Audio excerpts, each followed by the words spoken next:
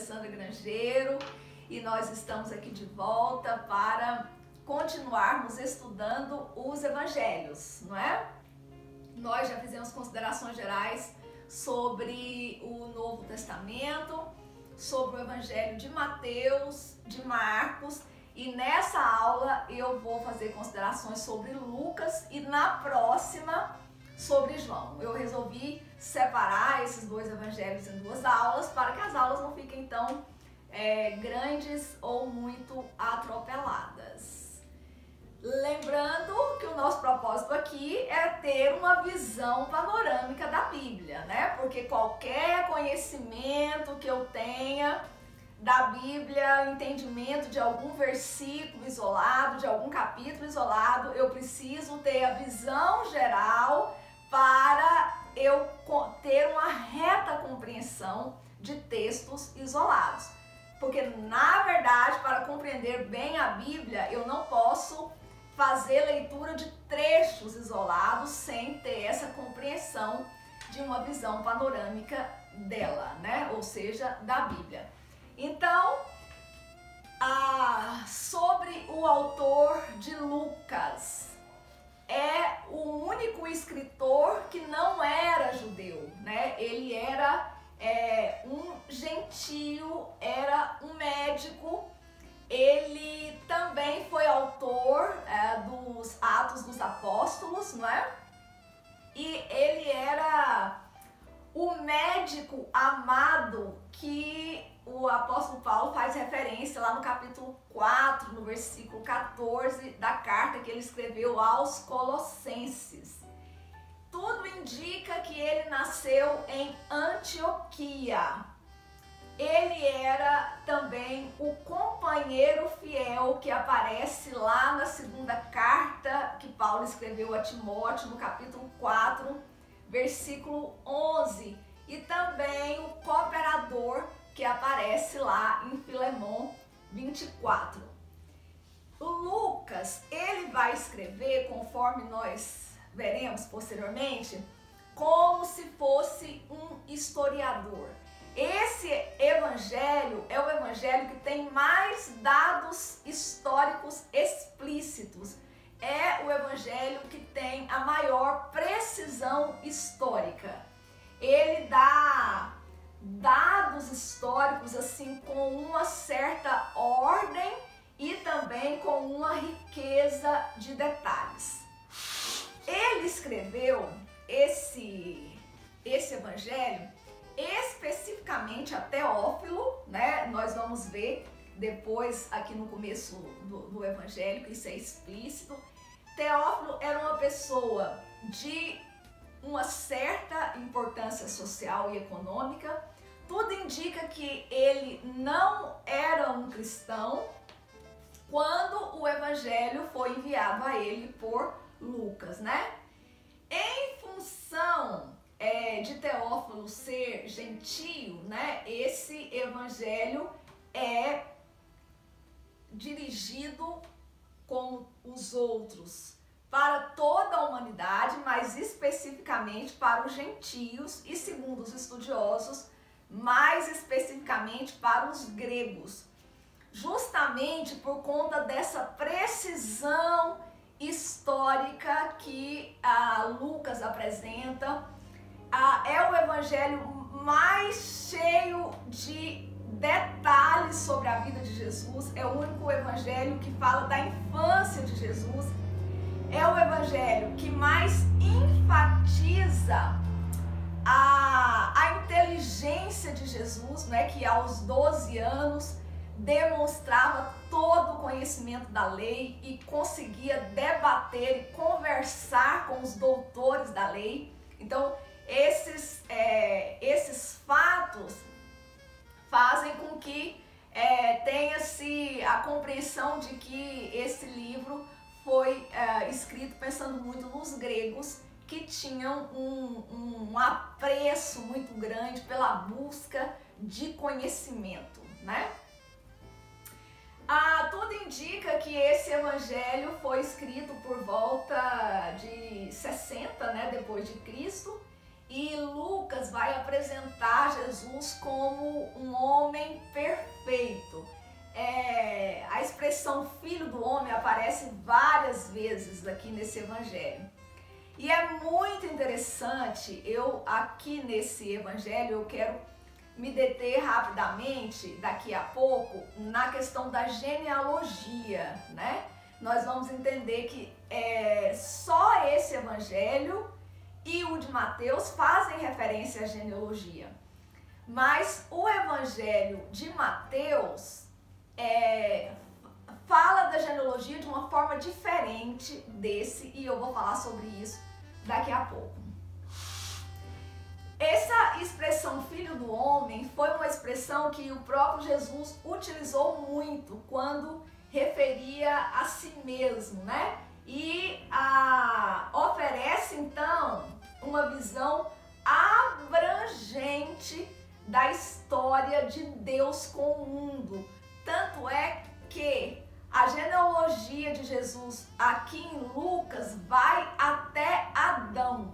Então, Jesus também então é descendente do primeiro homem que habitou a terra. Então, mostra, olha, Deus está com a humanidade desde a criação do homem. Desde a criação do homem, então, começa esse plano de relacionamento de Deus com o homem, né? Então, nesse sentido é que também o Evangelho de Lucas é o mais completo.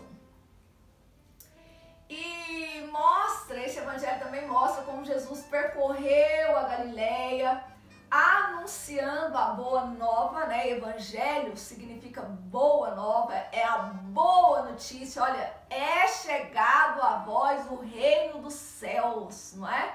É chegado a vós a salvação. Vocês têm possibilidade de salvar a si mesmos por meio daquele que decidiu entregar a vida dele no nosso lugar, ou seja, Jesus Cristo, né? Então, e ele vai então anunciando essa boa nova até chegar em Jerusalém, de onde a igreja realmente recebeu o poder de Deus e se espalhou ao redor do mundo, né?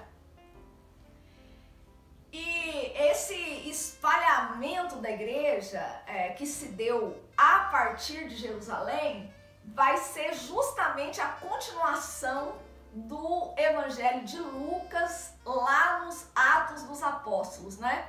Lá no finalzinho de Lucas fala que os discípulos voltaram para Jerusalém, e lá no capítulo 1 de Atos, Jesus vai falar para eles realmente ficarem em Jerusalém até que do alto eles recebessem poder, e assim aconteceu, né? Eles ficavam orando lá no cenáculo, e lá no finalzinho de Lucas já fala sobre isso, e também no começo de Atos, o que fica muito evidente, uma continuação muito explícita desse evangelho, né? Então eles permanecem em Jerusalém até que foram revestidos do poder de Deus, e dali Deus faz com que eles se espalhem pelas nações da terra, né? Significa então que o que Deus prometeu lá no Antigo Testamento estava cumprindo-se agora no que diz respeito à história da salvação na própria pessoa de Jesus, né? Aqui um elemento muito importante que nós precisamos saber, que os evangelhos falam sobre a vida de Jesus desde o seu nascimento, o seu ministério, a sua morte e a sua ressurreição, mas os evangelhos não são a biografia de Jesus, não é? Porque os evangelhos, assim como toda a Bíblia, ela tem elementos históricos, mas tem inúmeras lacunas históricas, porque por mais que ela tenha veracidade histórica, o compromisso dela não é com a história.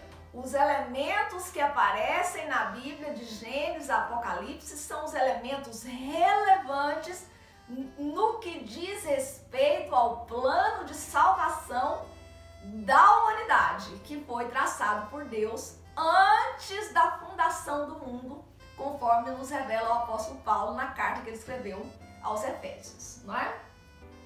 Então, da mesma forma, Lucas apresenta Jesus Cristo como Salvador para os gentios também, né? E não somente para os judeus. Os judeus, nós veremos em aulas adiante, os judeus tiveram dificuldades de compreender que o plano de salvação de Deus incluía toda a humanidade, né? Eles foram muito exclusivistas, de certa forma, pensando que as bênçãos de Deus estavam reservadas somente para eles. Eles sempre tiveram dificuldades, que Deus queria que por meio da nação de Israel o mundo conhecesse a Deus, né? Mas eles não tiveram essa compreensão, e tanto não tiveram a compreensão que rejeitaram Jesus como o Messias que eles estavam esperando, e essa rejeição abriu o espaço, né, para o plano de Deus que estava reservado, né, que ainda não havia sido revelado para os homens, mas que está sendo revelado agora no Novo Testamento, que é Deus agindo agora por meio da igreja, né, por meio da igreja e não mais pela nação de Israel.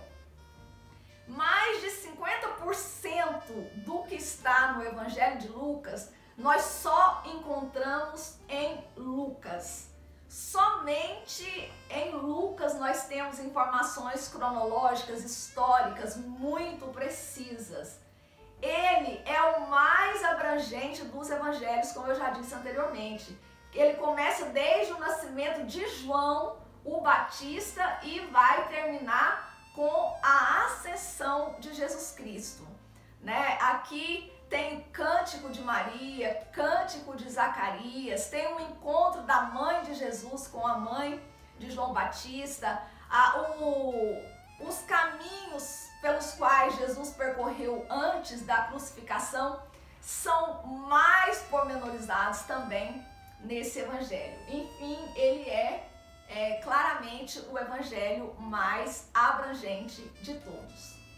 Alguns temas são desenvolvidos especificamente por esse autor. Por exemplo, aqui o Jesus Salvador de todas as pessoas, né? Essa é uma coisa linda do evangelho. Se tem alguma coisa que alguém que não discrimina qualquer tipo de pessoa, é Jesus.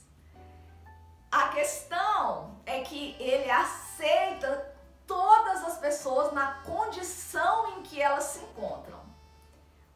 A questão é que aí ele espera que essas pessoas renunciem às suas vidas para serem novas criaturas em Cristo, né? Mas a oportunidade todas as pessoas na Terra têm, independente de raça, independente de gênero, independente de qualquer coisa ou de qualquer estilo de vida que tenha tido ao longo da vida, né? A graça, o amor e a misericórdia de Deus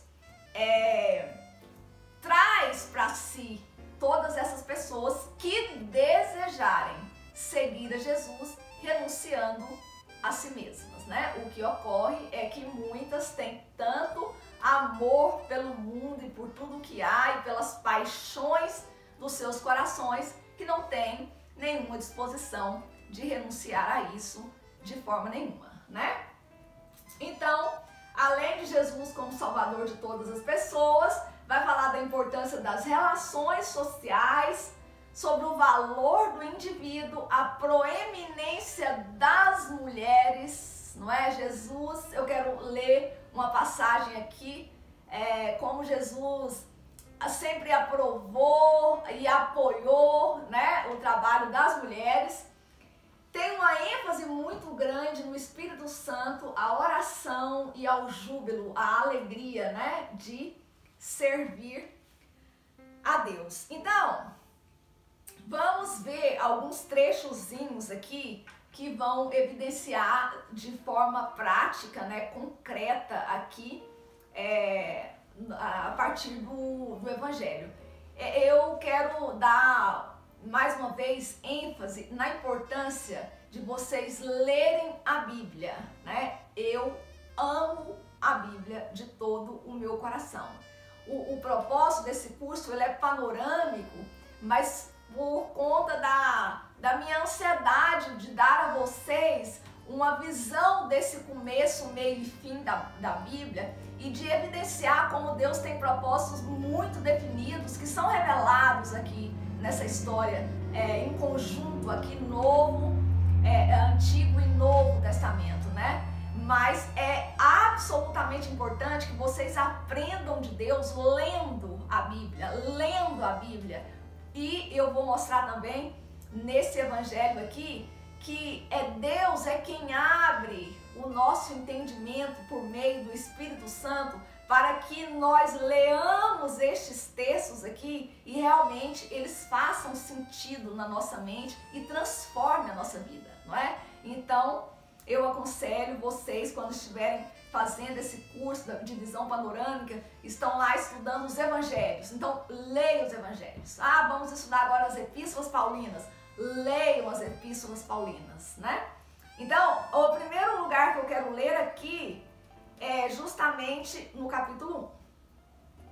Tendo, pois, muitos empreendido por em ordem a narração dos fatos que entre nós se cumpriram, segundo nos transmitiram os mesmos que os presenciaram desde o princípio e foram ministros da palavra, pareceu-me também a mim conveniente descrevê-los a ti, ó excelentíssimo Teófilo, por sua ordem, havendo-me já informado minuciosamente de tudo desde o princípio, para que conheças a certeza das coisas de que já estáis informados.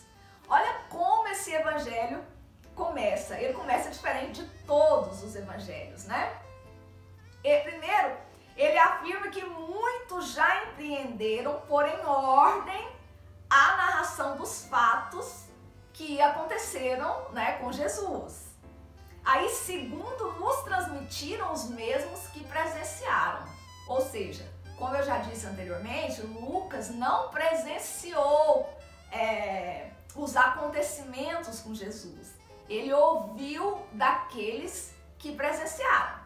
Mas aí ele diz que muita gente já tinham empreendido por em ordem essa narração. Deixa eu explicar rapidinho uma questão aqui.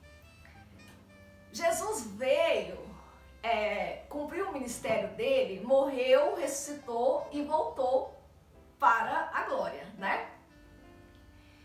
E os evangelhos, o Novo Testamento não foi escrito imediatamente.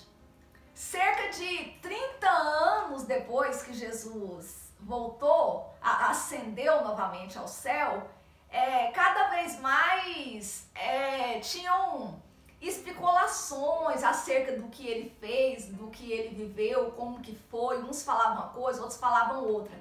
Por conta do diz que me diz, é que alguns homens inspirados por Deus sentiram o desejo de escrever para realmente contar como as coisas aconteceram.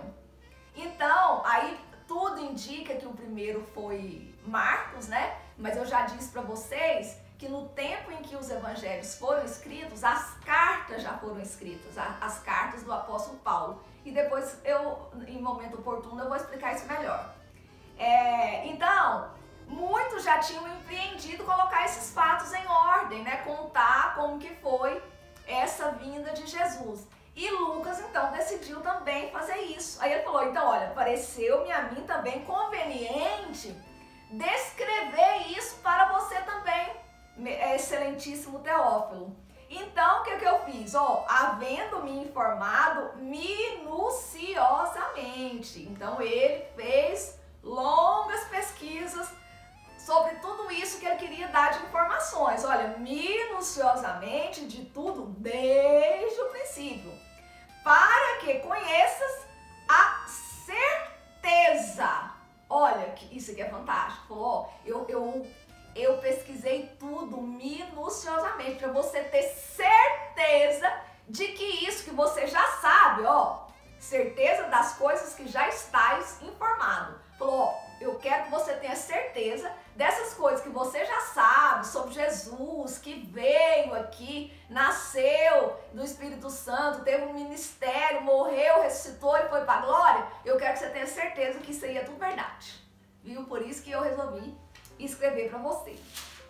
A genealogia de Jesus, que está aqui no capítulo 3, é uma coisa muito interessante.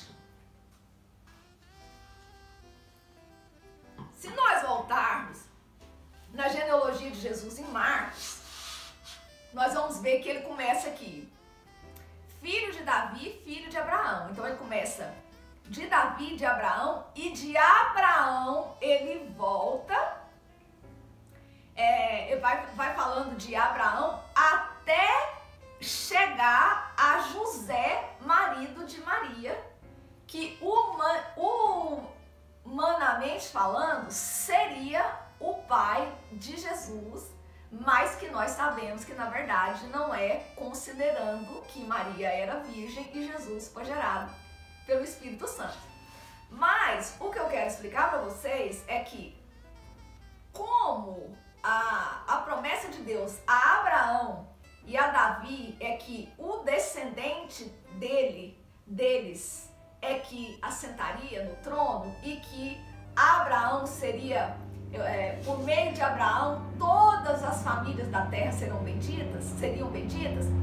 Então, a Bíblia prova que mesmo pelo lado do pai adotivo, Jesus era um descendente de Abraão e de Davi.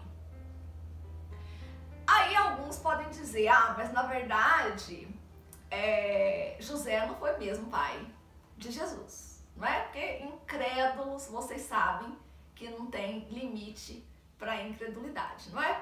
Mas aí, lá na genealogia de Jesus, em Lucas, não começa mais de Davi e Abraão. E vai voltando, e aqui, ao invés de falar de Salomão, que é filho de Davi, lá aqui na genealogia de Mateus, vai falar, lá no versículo 6, Jessé gerou ao rei Davi, e o rei Davi gerou a Salomão. Quando vocês leem lá na genealogia que está escrito em Lucas, lá no versículo 31, vai falar assim, ó, e Eliaquim de Meleá, e Natã de Davi, e Davi de Jessé, e aí segue. Ó, lá em Mateus, falou do descendente de Davi, Salomão. Aqui falou do descendente de Davi, que é Natã. Olha, eu fico impressionado com a perfeição dessa. Então, o que acontece? É que tanto José quanto Maria são descendentes de Davi. É uma coisa fantástica. E quem faz essa junção aqui é porque aí o Zorobabel vem tanto de Salomão quanto de Natã. E aí de Zorobabel vem a linhagem de José e de Maria. Então aí Deus teve o cuidado de, se alguém, é claro, eu não saberia esses propósitos inescrutáveis de Deus, mas ainda que discutissem que a linhagem de Jesus por José não era o pai dele, não é? Mas Maria também era descendente de Davi, né? Então é uma coisa fantástica. O que ocorre então é que a linhagem, a genealogia de Jesus que aparece em Mateus, foca o lado de José, que era comum, um rei, ele deveria vir pela linhagem do pai, não é? Mas aqui colocou pela linhagem da mãe, Maria, e com um aspecto ainda mais interessante que eu acho. Aqui a genealogia dele vai até Adão, volta tudo. Em Gênesis tem várias genealogias, em Crônicas tem várias genealogias. Se a gente tirar tempo para observar, vocês vão ver esses nomes ao longo da Bíblia, porque ao longo da Bíblia a genealogia, dentre outras razões de existir lá a genealogia, porque tem outras, mas é de preservar a linhagem de Jesus, de falar que ele realmente é este homem que é descendente de Davi, é descendente de Abraão, mas vai lá na descendência de Adão. E a Bíblia fala muito desse primeiro Adão que entrou o pecado pelo mundo. E alguém fala assim, mas como Deus é injusto, Adão peca e toda a humanidade peca? Deus nunca é injusto, não há injustiça em Deus. Por meio de um homem, Adão entrou o pecado no mundo, mas por meio de um homem, Jesus Cristo, também pode livrar a humanidade do pecado, né? Então essa é a fantástica genealogia de Jesus que vai aqui em Lucas até Adão, e também para demonstrar para os gregos, este é um homem perfeito, né? Este é um homem perfeito. Aqui no capítulo 3, no versículo 1, no 2 eu vou colocar aqui a primeira precisão histórica. E aconteceu naqueles dias que saiu um decreto da parte de César Augusto para que todo mundo se alistasse, né? Então a história dá conta desses elementos históricos aqui, existem realmente registros que houve mesmo esse decreto. No capítulo 3, a precisão histórica ainda é maior. E no ano 15 do império de Tibério César, sendo Pôncio Pilatos governador da Judéia e Herodes tetrarca da Galileia e seu irmão Filipe tetrarca da Itureia e da província de Traconites e Lisânias, tetrarca de Abilene, sendo Anás e Caifás sumos sacerdotes, veio no deserto a palavra de Deus a João, filho de Zacarias.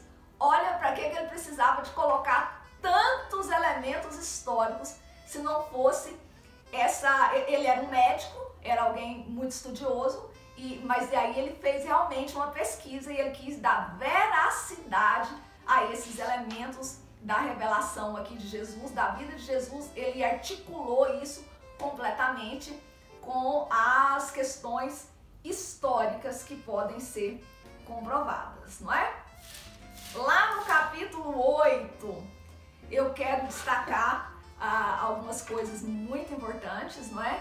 Que é o reconhecimento de Jesus a algumas mulheres que o serviam, inclusive serviam Jesus com os seus bens, não é? E se essas mulheres tinham bens, por certo, elas deviam ter alguma atividade, não é verdade? Para aqueles que pensam que há um preconceito em relação à inferioridade de mulheres, né, no cristianismo, eu gostaria de ressaltar que essa é uma falta de conhecimento de como Jesus lida aqui com mulheres, não é? E esse capítulo 8 nos mostra isso. Olha, e aconteceu depois disso que andava de cidade em cidade, de aldeia em aldeia, pregando e anunciando o evangelho do reino de Deus, e os 12 iam com ele. E também algumas mulheres que haviam sido curadas de espíritos malignos e de enfermidades. Maria, chamada Madalena, da qual saíram 7 demônios.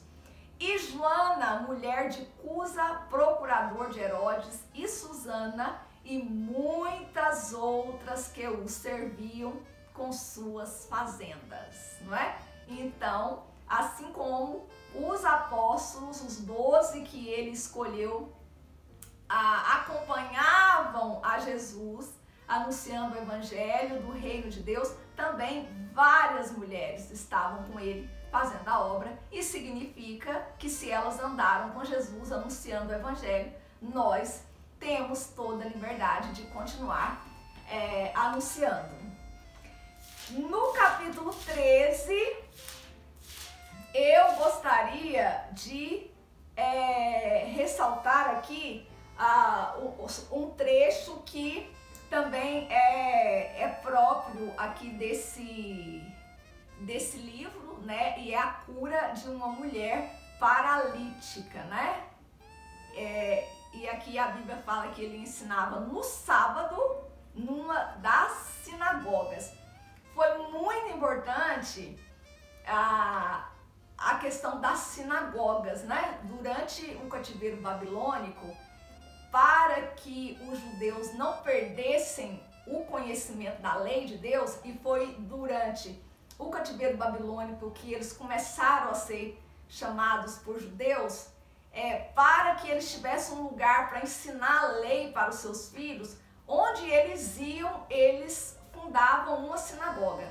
Então, ao redor de todo o Império Romano tinha sinagogas, e era muito comum o apóstolo Paulo, Jesus, ir até as sinagogas para ensinarem, não é? E o apóstolo Paulo sempre procurou ensinar, mostrando que o Jesus que ele estava anunciando era Jesus, que era o Messias que havia sido anunciado pelos profetas no Antigo Testamento. Então, ele estava ensinando no sábado numa das sinagogas, e eis que ali uma mulher que tinha um espírito de enfermidade, havia já 18 anos, e andava curvada e não podia de modo algum endireitar-se. E vendo a Jesus, chamou-a a si e disse-lhe: mulher, estás livre da tua enfermidade. E impôs as mãos sobre ela, e logo se endireitou e glorificava a Deus. E tomando a palavra, o príncipe da sinagoga, indignado porque Jesus curava no sábado, disse à multidão: 6 dias há em que é mister trabalhar. Nestes, pois, vinde para serdes curados, e não no dia de sábado. Respondeu-lhe, porém, o Senhor e disse: hipócrita, no sábado não desprende da manjedoura cada um de vós o seu boi ou o jumento, e não o leva a beber água? E não convinha soltar desta prisão no dia de sábado esta filha de Abraão, a qual há 18 anos Satanás mantinha presa? E dizendo isso, todos os seus adversários ficaram envergonhados, e todo o povo se alegrava por todas as coisas gloriosas que eram feitas por ele. Jesus cura uma mulher que há 18 anos andava curvada. Os adversários questionam o fato de ele curar no sábado. Olha o entendimento distorcido. As pessoas, ao invés de focarem no milagre e na bênção do resultado da cura daquela mulher, eles estavam questionando Jesus por ter curado ter curado no sábado, né? E Jesus falou no Evangelho de Mateus que ele não veio para destruir a lei, ele veio para cumprir a lei. À medida que ele veio para cumprir a lei, ele estabeleceu um novo pacto, né? E a Bíblia deixa claro que ele é o Senhor do sábado. Ele trabalhava no sábado, ele fazia obras no sábado, e isso foi algo que foi superado com a vinda de Jesus. Para finalizar essa nossa reflexão panorâmica aqui de Lucas, eu quero ler aqui no capítulo 24, quando Jesus fala assim, lá no versículo 44, e disse-lhes: são estas as palavras que vos disse, estando ainda convosco. Convinha que se cumprisse tudo o que de mim estava escrito na lei de Moisés e nos profetas e nos salmos. Então abriu-se-lhes o entendimento para compreenderem as Escrituras, não é? Eu quero finalizar dando ênfase que nós precisamos ter o nosso entendimento aberto para que nós possamos compreender que esse Jesus que veio aqui, ele cumpriu tudo que estava escrito sobre ele na lei de Moisés, nos profetas e nos salmos. Por isso que eu tenho dito para vocês da unidade entre o Antigo e o Novo Testamento. Tudo que vinha Deus trabalhando no Antigo Testamento converge para a vinda e a obra realizada por Jesus Cristo com o fim de estabelecer o reino de Deus para toda a eternidade. Deus abençoe e até a próxima com o Evangelho de João. Até!